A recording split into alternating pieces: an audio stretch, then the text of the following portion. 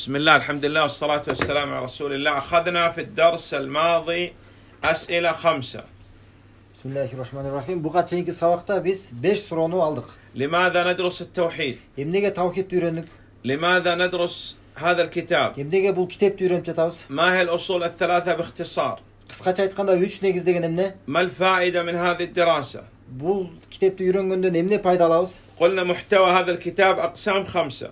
Жана айттык, бул kitap 5 bölüктөн турат. المسائل الأربع، 4 masale, المسائل الثلاثة، 3 masale, لماذا ندرس التوحيد، emnege tavhidti öğrenебиз, شرح الأصول الثلاثة، 3 negizdin түшүндүрмөsү, الخاتمة.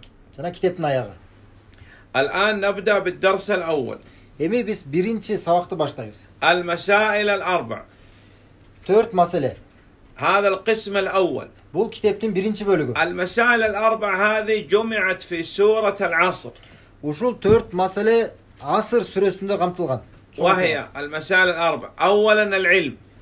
Эми биринчиси бул илим. لابد أولا نتعلم. Sözsüz түрдө биз биринчи рет эң биринчи илим алышыбыз керек. إذا تعلمنا لابد أن نعمل بهذا العلم الذي تعلمناه. Эгерде биз илим алган болсок, сөзсүз түрдө ошол илимдин негизинде биз амал кылышыбыз керек болот. تعلمنا وعملنا لابد أن ندعو إلى هذا الذي تعلمناه وعملنا به.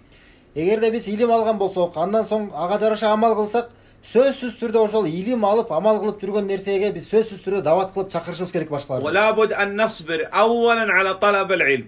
Жана ошондой эле биз сөзсүз түрдө сабыр кылышыбыз керек. Биринчиден илим алууда, ثم على العمل. андан кийин амал кылууда, ثم على الدعوة. андан соң дават кылып башкаларды чакырууда. إذا صنعنا هذا في الدنيا بإذن الله نجيب عن أسئلة القبر.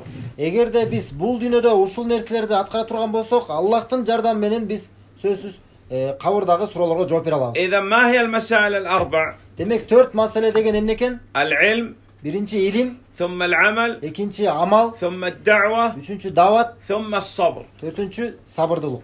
جمعت والدليل عليها في سورة العصر. Эми мунун далили бул Асыр сүрөсү. بسم الله الرحمن الرحيم والعصر إن الإنسان لفي خسر إلا الذين آمنوا وعملوا الصالحات وتواصوا بالحق وتواصوا بالصبر